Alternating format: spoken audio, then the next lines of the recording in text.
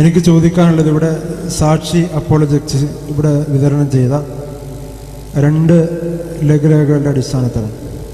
നിച്ചോഫ്ലൂത്തിനെ പല അവസരങ്ങളിലും ഇവർ സംവാദത്തിന് വിളിക്കുകയും തുറന്ന സംവാദത്തിന് നിച്ചോഫ്ലൂത്ത് തയ്യാറാകാതെ പൊതുവേദികളിൽ ക്രിസ്തീയ വിശ്വാസത്തെ ധ്വംസിക്കുന്ന രൂപത്തിലുള്ള, അപഹസിക്കുന്ന രൂപത്തിലുള്ള സംസാരങ്ങൾ സംസാരിക്കുകയും ഇത്തരത്തിലുള്ള സംവാദങ്ങൾ ഒളിച്ചോടുകയും ചെയ്യുന്നു എന്നുള്ളതാണ് അതിൻ്റെ മൊത്തത്തിലുള്ള വിശദീകരണം.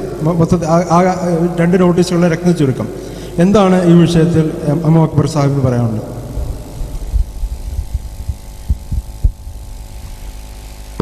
നിച്ചോഫ്ലൂത്ത് സംവാദത്തിൽ നിന്ന് ഒളിച്ചോടുന്നു എന്നതാണ് സാക്ഷി അപ്പോളജറ്റിക്സിൻ്റെ പ്രശ്നം എന്നാണ്. അവരിവിടെ ലഘുലേഖനം വിതരണം ചെയ്തു. അവരിവിടെ പോലീസ് സമ്മതിച്ചില്ല എന്നൊരു സുഹൃത്തുകൂടെ പറഞ്ഞു. സ്വഭാവം എന്താണെന്ന് മനസ്സിലായല്ലോ. ഇവിടെ ഒരു പ്രോഗ്രാം നടക്കുമ്പോൾ ആ പ്രോഗ്രാമിനകത്ത് കൊണ്ടുവന്ന് അതിനെ വിമർശിച്ചുകൊണ്ടുള്ളൊരു നോട്ടീസ് വിതരണം ചെയ്യാൻ ഏത് മാന്യതയുടെ അളവുകോലാണ് സാക്ഷിക്കുള്ളത്? നിയമം ഭരണമെല്ലാം പോട്ടെ, അതുകൊണ്ടാണല്ലോ പോലീസ് പിടിച്ചു വെച്ചാണ്ട് ചെയ്യരുതെന്ന് പറഞ്ഞത്. ഈ മാന്യതയാണ് പലപ്പോഴും സംവാദവുമായി ബന്ധപ്പെട്ട ചർച്ചയിലും ഇവർ കാണിച്ചു വന്നിട്ടുള്ളത്. സംവാദത്തിന് സാക്ഷിയുടെ ആളുകൾ ഇന്നൊന്നുമല്ല 4-5 വർഷങ്ങൾക്ക് മുമ്പ് തയ്യാറാവുകയും, നിച്ചിനെ സംബന്ധിച്ചിടത്തോളം കേരളത്തിലെ മനുഷ്യന്മാരോട്, വല്ല ഉഗാണ്ടിയിലുള്ള ആളുകളോട് പോയി പറയേണ്ടി വരും, കേരളത്തിൽ നിച്ചിന് സംവാദത്തിന് എന്തോ പേടിയുണ്ട്. ഞങ്ങളുടെ CD നോക്ക്. ക്രിസ്ത്യൻ മിഷണറിമാർ മാത്രമല്ല, ഹിന്ദു സന്യാസിമാരും യുക്തിവാദികളുടെ തൊട്ടപ്പന്മാരുമായിട്ടെല്ലാം ഞങ്ങൾ സംവാദം നടത്തിയിട്ടുണ്ട്. പിന്നെ സാക്ഷി വരുമ്പോൾ മാത്രം ഞങ്ങൾക്ക് പേടിച്ച് ആകെ ഇവരുടെ അടുത്ത് എന്താ ഉള്ളത് ഇതിന് മാത്രം? ഈ ബൈബിളല്ലേ, 66 പുസ്തകമുള്ള ബൈബിളല്ലേ, വേറൊന്നും ഇപ്പം നിങ്ങളെടുത്തില്ലല്ലോ. സത്യസന്ധമായി പറഞ്ഞാൽ 5 വർഷങ്ങൾക്ക് മുമ്പാണെന്നാണ് എൻ്റെ ഓർമ്മ. സാക്ഷിയുടെ ആളുകൾ വന്നപ്പോൾ ഞങ്ങളുടെ പ്രതിനിധികൾ, നിച്ച് ട്രൂത്തിൻ്റെ പ്രതിനിധികൾ അവരുമായി കരാറിൽ ഏർപ്പെട്ടു. നിലമ്പൂരിൽ വെച്ചിട്ടാണ് സാക്ഷിയുടെ ഒരു പ്രതിനിധിയായ ഒരു ഫാദറുടെ സാന്നിധ്യത്തിൽ അദ്ദേഹവും ഇവിടെ പ്രസംഗിക്കാൻ വരുന്ന വ്യക്തിയുടെ പ്രതിനിധിയും അവരുടെ ആളുകളായിട്ടും നിച്ച് ഓഫ് ട്രൂത്തിൻ്റെ 2 പ്രവർത്തകർ നിച്ചിൻ്റെ ആളുകളായിട്ടും ഒരു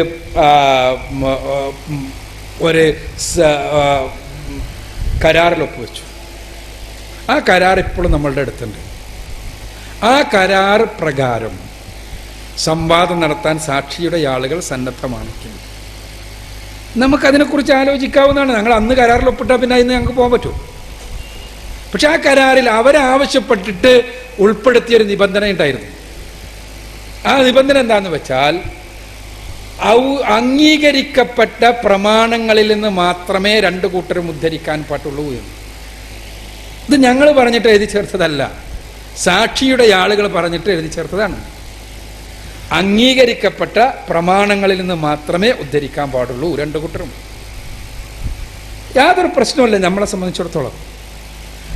അംഗീകരിക്കപ്പെട്ട പ്രമാണങ്ങൾ എന്തൊക്കെയാണ് എന്ന് തീരുമാനിക്കേണ്ടതുണ്ട് എന്ന് പറഞ്ഞപ്പോൾ സാക്ഷി പറഞ്ഞു, ബൈബിളിലെ 66 പുസ്തകങ്ങളാണ് ഞങ്ങൾ അംഗീകരിക്കുന്ന പ്രമാണം. നിച്ച് ഓഫ് ട്രൂത്ത് പറഞ്ഞു, ഞങ്ങൾ പരിശുദ്ധ ഖുർആനും സ്വഹീഹായ ഹദീസുകളുമാണ് ഞങ്ങൾ അംഗീകരിക്കുന്ന പ്രമാണങ്ങൾ.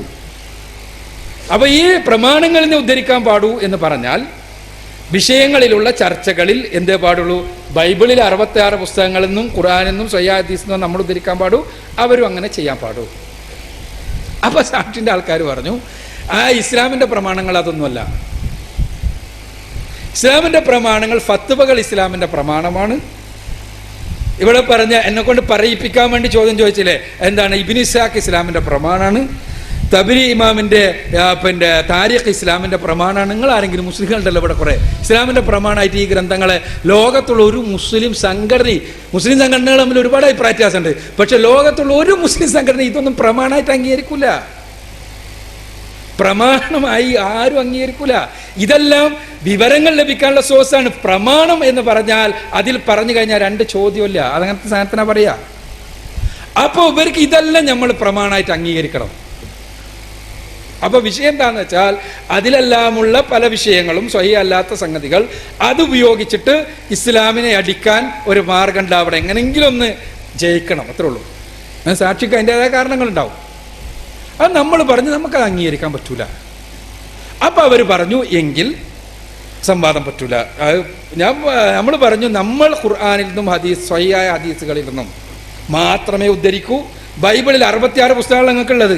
കത്തോലിക്കലെ ബൈബിൾ 73 പുസ്തകമുണ്ട്. പക്ഷെ ഞങ്ങൾ അതിൽ നിന്നൊന്നും ഉദ്ധരിക്കൂല. ഈ 66 അത് ഉൽപ്പത്തി മുതൽക്ക് വെളിപാട് വരെയുള്ള 66 പുസ്തകം, ഒരിക്കലും ഉത്തരകാനോനിക ഗ്രന്ഥങ്ങളൊന്നും ഉദ്ധരിക്കൂല, വേറെ ഒന്നിൽ നിന്നും ഉദ്ധരിക്കൂല. ഈ 66 അവിടുന്ന് അങ്ങോട്ടും ഇങ്ങോട്ടും പോകില്ല. അത് സാക്ഷിക്കാൻ പറ്റൂല. തൊബരീന്ന് ഉദ്ധരിക്കണം, ഇബ്നു ഇസ്ഹാഖ് ഉദ്ധരിക്കണം, ഇത് വേണം. അത് പ്രമാണമായിട്ട് പറ്റൂല. പ്രമാണങ്ങളിൽ ഉദ്ധരിക്കാൻ പാടുള്ളൂ എന്ന് നിയമം വരിക. അപ്പം എന്തായാലും അത് മാറ്റാന്ന് പറഞ്ഞു. ശരി, മാറ്റാം, കുഴപ്പമില്ല.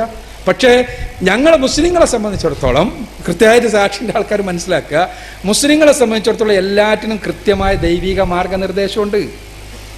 ഏതെങ്കിലും ഹൈദരാബാദിലെ ഓഫീസിൽ കുത്തിക്കൂട്ടിയിരിക്കുന്ന ആളുകളുടെ തലച്ചോറിൽ വരുന്ന നിയമങ്ങളല്ല ഇസ്ലാമിൻ്റെ നിയമമോ.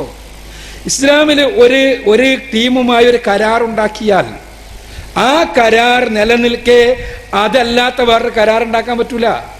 ഒന്നുകിൽ ആ കരാറ് ദുർബലപ്പെടുത്തണം, എന്നിട്ടേ പുതിയൊരു കരാറുണ്ടാക്കാൻ പറ്റൂ. ഇസ്ലാമിലെ നിയമമാണ്, ഞങ്ങൾക്കത് അനുസരിക്കണ്ടേ. ആ നിയമം പറഞ്ഞിട്ട് ഞങ്ങൾ പറഞ്ഞു ഈ ഉണ്ടാക്കിയ കരാറുണ്ടല്ലോ അത് ദുർബലപ്പെടുത്താതെ പുതിയൊരു കരാർ നമുക്ക് ഉണ്ടാക്കാൻ പറ്റൂല. ആ ഉണ്ടാക്കിയ കരാർ അനുസരിച്ച് സംവാദം നടത്താൻ ഞങ്ങൾ സന്നദ്ധാണ്. ഇനി അത് പറ്റൂലേ, നിങ്ങളൊരു പണി, നിങ്ങൾ സാക്ഷിൻ്റെ ലെറ്റർ ഹെഡിൽ ഇന്ന ഡേറ്റിന് നമ്മൾ തമ്മിൽ ഉണ്ടാക്കിയ കരാർ അനുസരിച്ച് സംവാദം നടത്താൻ ഞങ്ങൾക്ക് കഴിയില്ലെന്നും അതുകൊണ്ട് പുതിയ ഒരു കരാർ ഉണ്ടാക്കണമെന്നും ഞങ്ങൾ അഭ്യർത്ഥിക്കുന്നു എന്ന് പറഞ്ഞിട്ട് നിശ്ചോപ്രത്തിനൊരു കത്തുക. ഇൻഷാ അല്ലാഹ് നമുക്ക് അടുത്ത ദിവസം തന്നെ പുതിയ കരാർ ഉണ്ടാക്കാനിരിക്കാം. അപ്പോ പിന്നെന്തായി, പിന്നെ ത്വബരി ഇസ്ലാമിന്റെ പ്രമാണമാണോ എന്നുള്ള വിഷയത്തിൽ സംവാദാകാം. ത്വബരി ഇസ്ലാമിന്റെ പ്രമാണം എന്നുള്ള വിഷയത്തിൽ സാക്ഷിയായിട്ട് നമ്മൾ സംവാദം നടത്തണ്ടേ? നമുക്ക് വേറെ പണിയൊന്നുമില്ലാതെ നടക്കുന്നുവല്ലോ. ഇവിടെ ഇവർക്ക് എന്താന്ന് വെച്ചാൽ ക്രൈസ്തവ സമൂഹത്തിൽ ഒരു വിലാസവുമില്ലാതെ നടക്കുന്ന ഒരു പാർട്ടിക്ക് അവർക്ക് ക്രൈസ്തവ സമൂഹത്തിൽ വിലാസം ഉണ്ടാക്കാൻ വേണ്ടി നമ്മളുമായൊരു സംവാദം ഉപയോഗപ്പെടുമെന്ന് അങ്ങനെയോ ആരോ അവർക്ക് പറഞ്ഞ് ധരിച്ചു കൊടുത്തിട്ടുണ്ട്. അതാണെന്ന് എനിക്ക് തോന്നുന്നത്. അല്ലാതെ ഇങ്ങനെ ഏതെങ്കിലും വെളിവുള്ള ആളുകൾ പറയോ ത്വബരി ഇസ്ലാമിന്റെ പ്രമാണമാണോ അല്ലേ എന്നുള്ള വിഷയത്തിൽ സംവാദം നടത്താൻ ക്രൈസ്തവരും മുസ്ലിങ്ങളും തമ്മിൽ എന്തെങ്കിലും ഒരു വെളിവ് വേണ്ടേ? നമ്മൾ തമ്മിൽ അഭിപ്രായ വ്യത്യാസമുള്ള വിഷയത്തിൽ സംവാദം നടത്തുക. ഇപ്പൊ യേശു ദൈവമാണോ എന്ന വിഷയത്തിൽ നമ്മൾ സംവാദം നടത്തിയാൽ ഞങ്ങൾക്ക് ബോധ്യപ്പെടാന്ന് വിചാരിച്ചോ യേശു ദൈവമല്ല ആണ് എന്ന്, എങ്കിലെന്താ സംഭവിക്കുക? ഞങ്ങൾ ഇസ്ലാം വിട്ടിട്ട് ക്രിസ്തുമതം സ്വീകരിക്കൂലേ? ഞങ്ങൾക്ക് ബോധ്യപ്പെട്ടാൽ സംവാദം അങ്ങനെ അത്തരം വിഷയങ്ങളിലല്ലേ സംവാദം നടക്കുക. അല്ല യേശു ദൈവമല്ല എന്ന് നിങ്ങൾക്ക് ബോധ്യപ്പെട്ടാലോ നിങ്ങൾ ക്രിസ്തുമതം വിടും.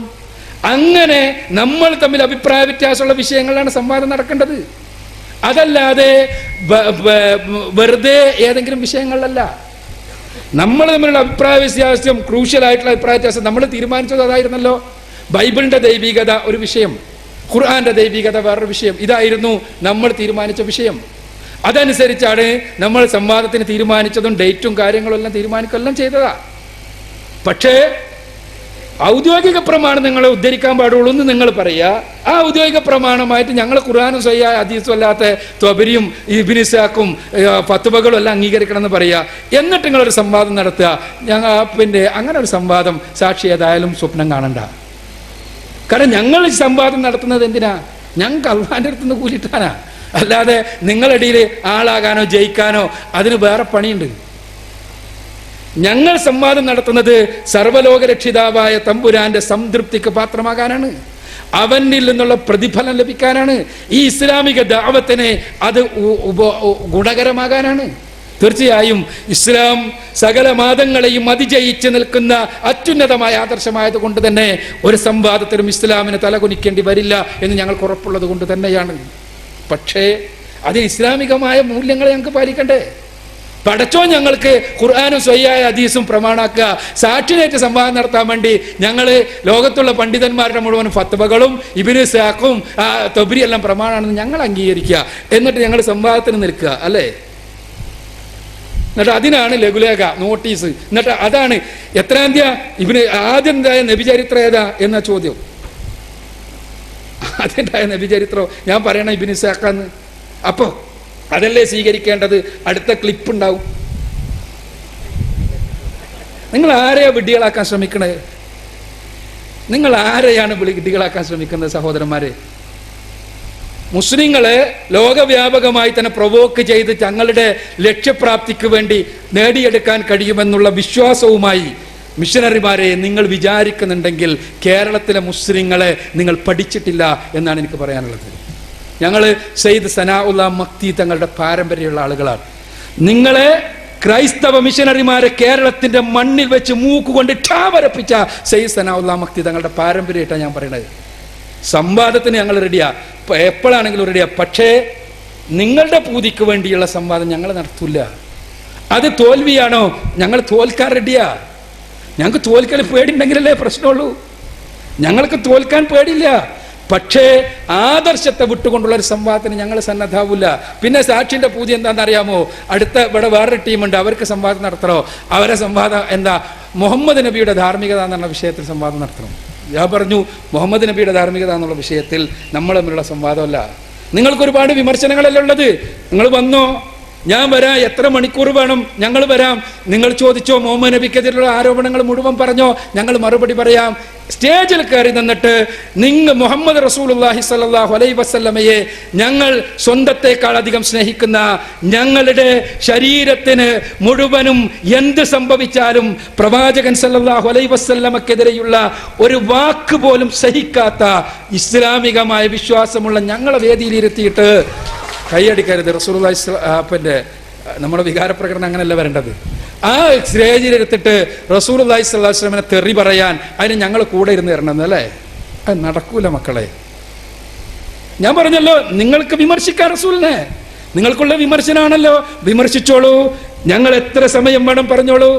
1 ദിവസമല്ല 10 ദിവസം വേണം പറഞ്ഞോളൂ. ഞങ്ങൾ സന്നദ്ധമാണ്. നിച്ചോപ്രത്തിന്റെ പ്രവർത്തകർ റസൂലുള്ളാഹി സ്വല്ലല്ലാഹു അലൈഹി വസല്ലമക്കെതിരെ ഞാൻ നല്ല ബോധത്തോടു കൂടിയാണ് പറയുന്നത്.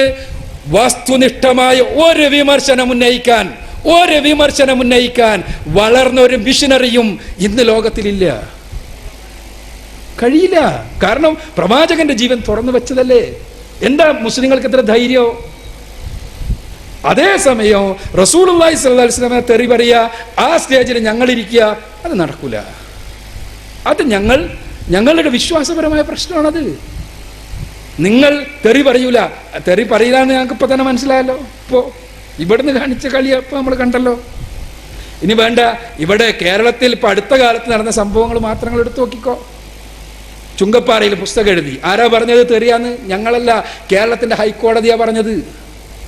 കേരളത്തിന്റെ ഹൈക്കോടതിയാ പറഞ്ഞത് ക്രിസ്തു വിശ്വാസികളെ ഇങ്ങനെയല്ല മതപ്രബോധനം നടത്തേണ്ടത്, ജനങ്ങൾ ആദരിക്കുന്ന ആളുകളെ തെറി പറഞ്ഞിട്ടല്ല എന്ന് പറഞ്ഞത് കേരളത്തിന്റെ ഹൈക്കോടതിയാ. ഇനി വേറെ ആൾ ചോദ്യ പേപ്പർ എഴുതി, പറയാൻ പറ്റുമോ തെറി? ഞാനതിലെ പ്രശ്നങ്ങളെ കുറിച്ചല്ല പറയുന്നത്. ഞാൻ പറയുന്നത് ഇത്തരം തെറികൾ നിങ്ങൾക്ക് പറയാം, അത് നിങ്ങളുടെ സംസ്കാരം. പക്ഷേ അത് പറയുന്ന വേദിയിൽ ഞങ്ങൾക്ക് ഇരിക്കാൻ കഴിയില്ല. അതുകൊണ്ട് നിങ്ങൾക്ക് പ്രവാചകനോടുള്ള വിമർശനമുണ്ടോ? 2 മാർഗങ്ങളുണ്ട്. നിങ്ങൾ പറഞ്ഞോ, നിങ്ങൾ പറയുന്ന സ്ഥലത്ത് ഞങ്ങൾ വരും, ഞങ്ങൾ സ്റ്റേജിലിരിക്കും. നിങ്ങൾക്ക് ചോദിക്കാം, പ്രവാചകൻ കല്യാണം കഴിച്ചത് പറയണോ? അടിമ സ്ത്രീയുടെ പ്രശ്നം പറയണോ? അല്ല ഇപ്പൊ പറഞ്ഞാൽ മനോഭ്രമം ഉണ്ടായിരുന്നു എന്ന് പറയണോ? ഇതെല്ലാം തെളിവായിട്ട് വന്നോ? പറഞ്ഞോ. ഇൻഷാ അല്ലാഹ് ഞങ്ങളുടെ പക്ഷത്തെ ആരോപണം മാത്രമാണല്ലോ, അതിന് മറുപടി പറയാം. ഉപചോദ്യം ഉണ്ടോ? 100 ഉപചോദ്യങ്ങൾക്കും അവസരം തരാം. പക്ഷേ വേദിയിൽ പറ്റൂല. എന്നാൽ നമ്മൾ തമ്മിൽ അഭിപ്രായ വ്യത്യാസമുള്ള വിഷയമാണോ? നമുക്ക് വേദിയിൽ സംസാരിക്കാം. പക്ഷേ അതിന് ഞങ്ങൾ തബരീനെയും ഇബ്നു ഇസ്ഹാഖിനെല്ലാം പ്രമാണമായിട്ട് അംഗീകരിക്കണം എന്നാണ്, അതും നടക്കൂല. അപ്പം അതുകൊണ്ട് സാക്ഷി ഞങ്ങളിതിനൊന്നും മറുപടി പറയാറില്ല. കാരണം നമുക്ക് വേറെ തന്നെ ഇഷ്ടംപോലെ പണികളുണ്ട് ഇസ്ലാമിക പ്രബോധന പ്രവർത്തനങ്ങളുമായി. അൽഹംദുലില്ലാ, അള്ളാഹുവിൻ്റെ അനുഗ്രഹം കൊണ്ട് ഒരുപാട് സുഹൃത്തുക്കൾക്ക്, സഹോദരങ്ങൾക്ക് വെളിച്ചം ലഭിക്കാൻ അത് കാരണവുമാകുന്നുണ്ട്. ഇവരുടെ വെബ്സൈറ്റിലൂടെ ഈ തെറ്റിദ്ധരിപ്പിക്കൽ തുടർന്നു കൊണ്ടിരുന്നിട്ട് ഒരുപാട് കാലമായി. ഞങ്ങളതിനൊന്നും മറുപടി പറയാൻ പോകാറില്ല. ഞങ്ങൾ സ്നേഹസംവാദത്തിൽ അതിൻ്റെ വസ്തുത പ്രസിദ്ധീകരിച്ചു ഒരു തവണ, അത്രമാത്രം. പക്ഷെ നമ്മളെ എങ്ങനെയെങ്കിലും ഒന്ന് പ്രൊവോക്ക് ചെയ്യണം, എന്നിട്ട് അത് വെച്ചിട്ട് ഒന്ന് മാർക്കറ്റ് ഉണ്ടാക്കണം എന്ന് വിചാരിച്ചുകൊണ്ട് നടക്കുന്ന സഹോദരങ്ങളെ, നിങ്ങൾക്ക് ആള് തെറ്റിപ്പോയി എന്ന് മാത്രമേ നമുക്ക് അവരോട് പറയാനുള്ളൂ. റസൂലുള്ളാഹി സ്വല്ലല്ലാഹു അലൈഹി വസല്ലമയെ തെറി പറയുന്ന ഒരു സ്റ്റേജിൽ ഒരു മുസ്ലിമിനെ നിങ്ങൾക്കതിന് കിട്ടില്ല. അത് എന്ത് പേര് പറഞ്ഞാലും അതിന് മറുപടിയില്ലാഞ്ഞിട്ടല്ല, മറുപടിയില്ലാഞ്ഞിട്ടാണ് എന്ന് വാദിക്കാൻ സാധ്യതയുള്ളതുകൊണ്ട് ഞാൻ ഇപ്പം തന്നെ പറഞ്ഞത്. സാക്ഷി വിളിക്കുന്നിടത്ത്, സാക്ഷി പറയുന്നിടത്ത് നിങ്ങളുടെ ആളുകളെ കൂട്ടിക്കോ. അതിന് ഒരുപാട് ആളുകളൊന്നും വേണ്ട. ഇവിടുത്തെ ചില ആളുകൾ പറഞ്ഞതുപോലെ ഉച്ചഭക്ഷണം തരാൻ പറ്റൂല, അങ്ങനെ ഉച്ചഭക്ഷണം തരേണ്ട കാര്യമില്ല. ഞങ്ങൾ വരാം, ഞങ്ങൾ സംസാരിക്കാം, ഇൻഷാ അല്ലാഹ് നിങ്ങൾക്ക് എത്ര നേരവും ചോദിക്കാം, എന്ത് തെളിവുകൾ വെച്ചും ചോദിക്കാം, റെക്കോർഡ് ചെയ്യാം, പ്രചരിപ്പിക്കാം, ആളുകൾ അറിയട്ടെ വിഷയങ്ങൾ. പക്ഷേ നമ്മൾ തമ്മിൽ അഭിപ്രായ വ്യത്യാസമുള്ള വിഷയമാണോ, യേശുവിൻ്റെ ദൈവികതയാണോ വിഷയം, ബൈബിളിൻ്റെ ദൈവികതയാണോ വിഷയം, ഖുർആൻ്റെ ദൈവികതയാണോ വിഷയം, നമുക്ക് ചർച്ച ചെയ്യാം. രണ്ട് സ്റ്റേജുകളിൽ, ഒരേ സ്റ്റേജിൽ നിന്ന് തന്നെ ചർച്ച ചെയ്യാം. ഞങ്ങൾ ഒരുപാട് ചർച്ച ചെയ്തിട്ടുണ്ട്. ഞങ്ങളുടെ CD-കൾ ഇവിടെ ഉപലബ്ധമാണ്. അതുകൊണ്ട് തന്നെ നിങ്ങൾക്കത് പരിശോധിച്ചാൽ അറിയാൻ കഴിയും.